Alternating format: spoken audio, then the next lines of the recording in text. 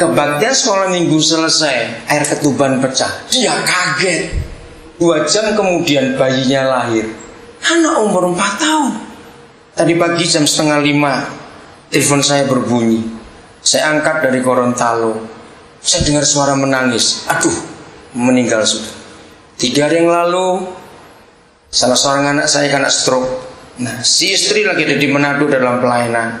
Ini suami dari Gorontalo. Cukup parah, maka dia pulang segera ke Gorontalo. Dan tadi pagi, begitu telepon bunyi saya lihat dari Gorontalo, dia menangis. Saya bilang, sabar dulu, izinkan Tuhan berbicara. Saya punya cucu di Manado namanya Gabriel. Ternyata 2:30 waktu tengah, ini Gabriel bangun. Dan dia bicara pada papanya. Anak saya dokter, papanya Gabriel ini. Begitu bangun, dan Gabriel ini baru setahun lebih, setahun 2 bulan sampai 3 bulan. Dengar, bayi, masih kecil. Dia ngomong, Papa Aping. Menantu saya ini namanya Aping. Jam 2:30, saudara. Pak, dia panggil papanya. Papa Aping. Papanya, dia nggak taruh perhatian. Memang dia dengar Aping lagi masuk rumah sakit karena stroke. Saudara, lihat anak kecil bisa begitu peka. Setahun 3 bulan. Ada orang mau dipanggil Tuhan, Tuhan bisa ngomong pada anak itu. Yang itu anak-anak itu luar biasa. Nah, itu sebabnya tidak salah Yesus berkata, belajarlah dari anak-anak. Betul? Anak-anak itu luar biasa. Oke, saya lanjutkan. Jadi waktu setiap kelas yang saya ajar, saya tanya anak-anak. Gini, saya ingin tahu. Menurut anak-anak, Opa Abraham itu gemuk atau kurus? Heran, semua jawabnya gemuk, saudara. Saya tuh nggak ngerti kenapa mereka jawab begitu. Jadi saya percaya Abraham itu orangnya gemuk. Nah, maaf, jangan. Oke, gini. Ini yang saya maksud begini. Jadi orang gemuk kepanasan duduk di pintu kemah. Jawab, kira-kira pakai baju enggak? Hanya mikir aja biasa. Loh, ini pemikiran anak-anak. Jawab, kira-kira pakai baju tidak? Tidak. Lalu mari kita tutup mata sebentar. Gambarkan opa ini duduk. Pasti agak bersandar. Bisa bayangkan itu? Dengarkan. Kenapa Roh Kudus membawa saya untuk mengerti kondisi ini? Supaya mulai hari ini gereja belajar.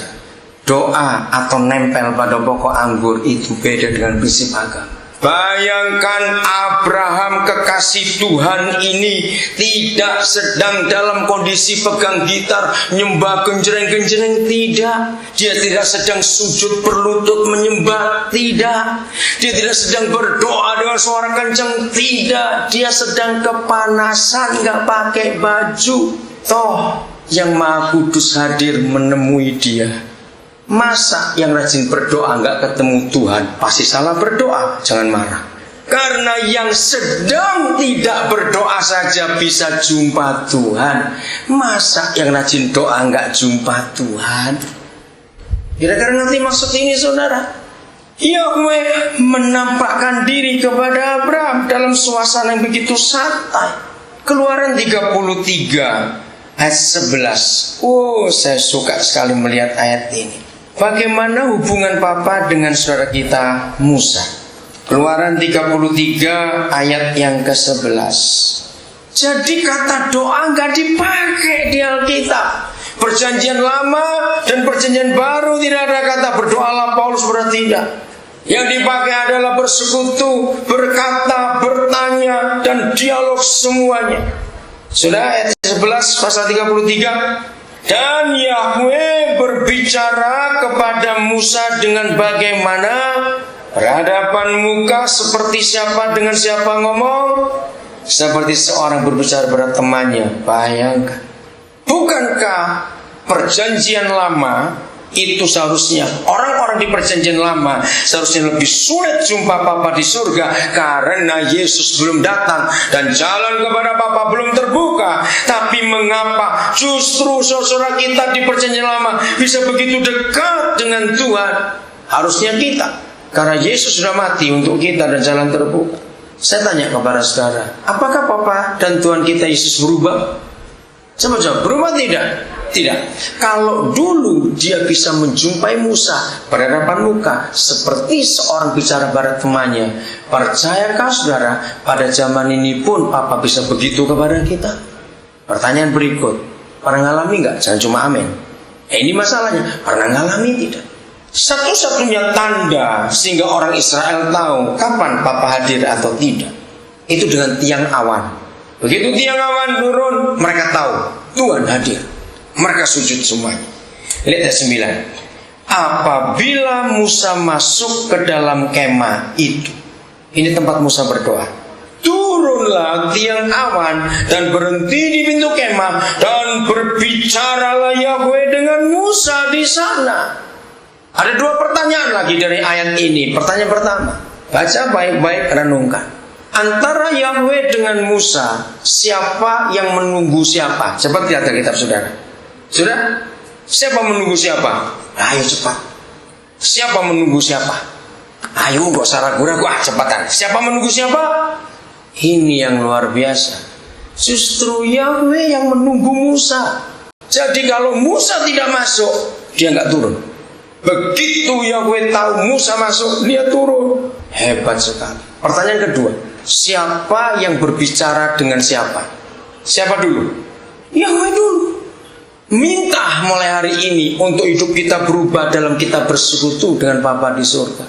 Untuk apa saja dalam hidup ini, minta Bapa berbicara dengan kita. Kita siapkan hati.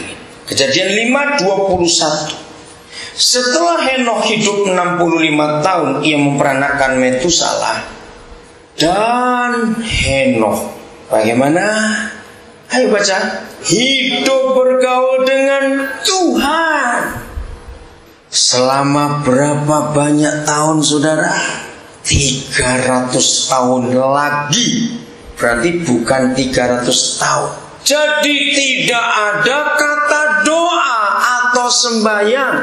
Berbicara, berdiskusi, bergaul. Hari ini kita harus berubah, katakan amin. Bukan cuma rajin berdoa berjam-jam, tapi bersekutu, bergaul. Maka itu sangat salah ketika gereja menciptakan teologi. Itu 1000% salah. Sebab teologi itu membuat orang belajar tentang Tuhan. Theo itu Tuhan, logi itu logos atau logika. Bayangkan bagaimana Tuhan bisa dilogikakan.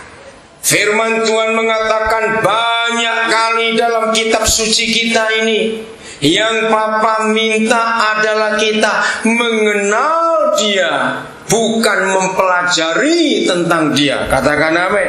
Teologi itu membuat orang belajar tentang Tuhan, tapi Tuhan tidak mau dipelajari. Yang dia minta bergaul, kenali aku. Filosofi dunia mencatat hanya ada satu cara, tidak 4, tidak 3, tidak 2, 1. Orang bisa mengenal seseorang hanya satu cara, bergaul. Aminkan lagi. Tidak mungkin orang bisa mengenali orang hanya mempelajari orang itu. Saudara dan saya, kalau punya waktu, kita bisa mempelajari siapa George Washington. Betul? Kita bisa mempelajari siapa Mao Zedong. Kita bisa mempelajari tokoh-tokoh hebat dunia ini.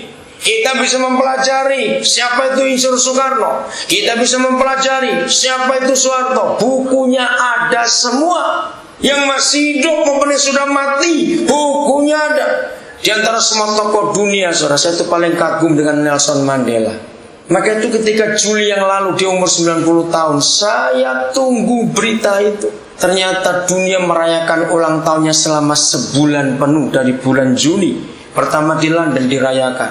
Terus 90 tahun. Mengapa dunia begitu respect pada Nelson Mandela? Dia ini orang hebat, 27 tahun di penjara. Secara manusia gak ada harapan, tapi dia tampil. Tapi yang paling suka saya dengan Nelson Mandela, dia suka pakai batik. Tuh serius. Saudara lihat di TV dan di koran, ulang tahun 90 dia pakai batik. Hebat sekali. Kita bisa mempelajari tokoh-tokoh itu karena bukunya ada. Tapi saya tanya, dengan mempelajari mereka dari buku-bukunya, kita bisa kenal mereka tidak?